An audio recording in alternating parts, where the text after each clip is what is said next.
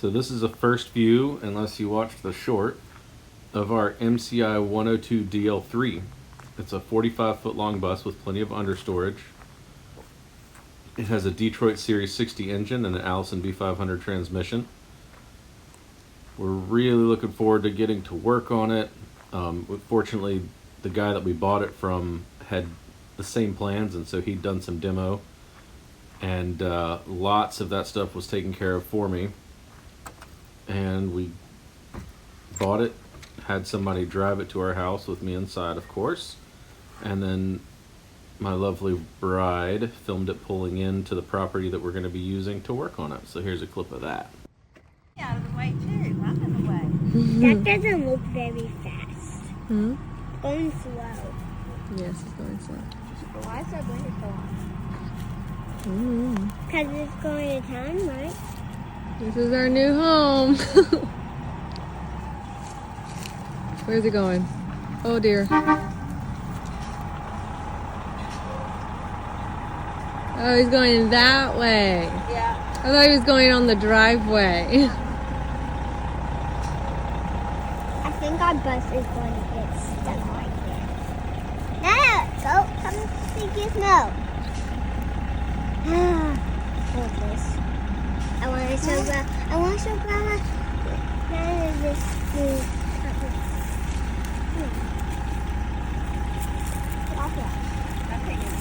Stop. Stop it. You're gonna get out. It's gonna run out.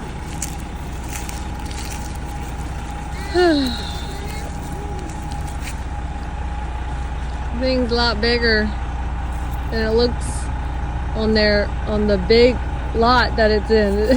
Here it's like against all these cars, it looks huge.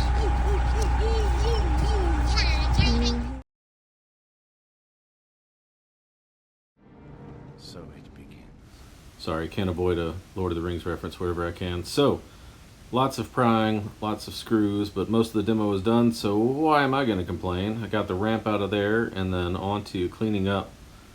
Oh boy, so much loose fiberglass insulation that was up there, revealing some other stuff that had to be done, plenty of small spots of rust.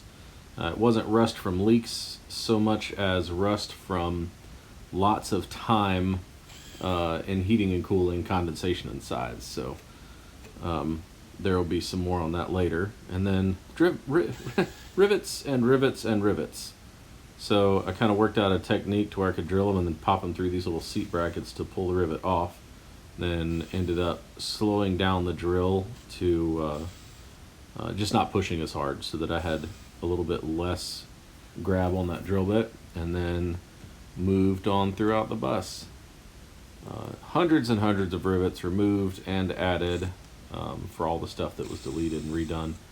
But oh, all the joy of thinking that you bought a demoed bus and then running around de-riveting, ripping stuff out. But like, what am I complaining about? I didn't have to do any seats. I didn't have to do any overhead compartments.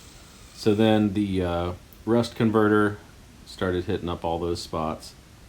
And what I didn't realize at this point, you might be able to see it in the video, the center of the roof is sunk a little bit down.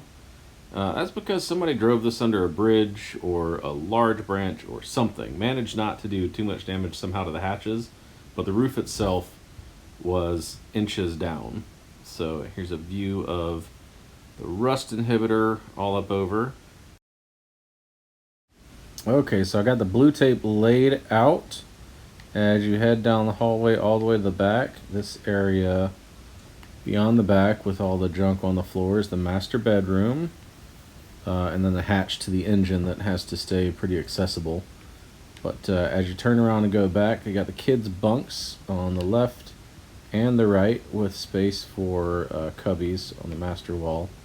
And then you get the two bathrooms. The shower bathroom is on the right, and then the toilet and sink are on the left, with the doors displayed how they're mostly going to be.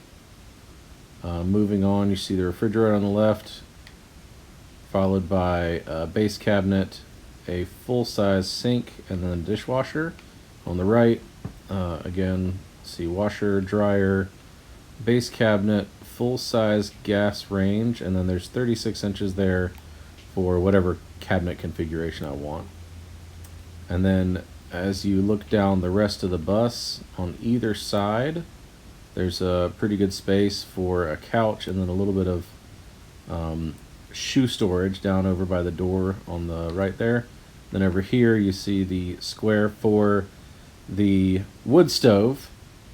That can be moved a little bit in either direction, and then room for another couch over here, and there will be tables that fold down out of the couches on either side. So that's it. So a little more demo on the back, and then I started insulating because I really want to cover up some of that engine noise. So form-fitting foam, and once in a while you see me stop and check height in certain places. And that's because, like I said, this roof has been crushed a little bit, and I'm not going to raise the roof in the way that other people do by cutting off the sides and lifting, but I am going to try and lift the roof back to where it was.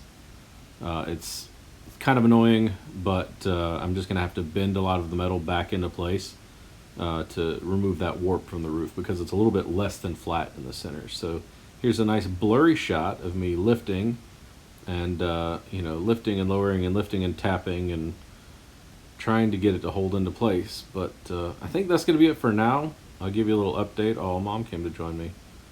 And yeah, I'll give you more later. For now, I'll leave you a view of my disgusting busted roof. We'll call it the before. Thank you for watching. Like, subscribe, say hello to my mom in the comments, and goodbye.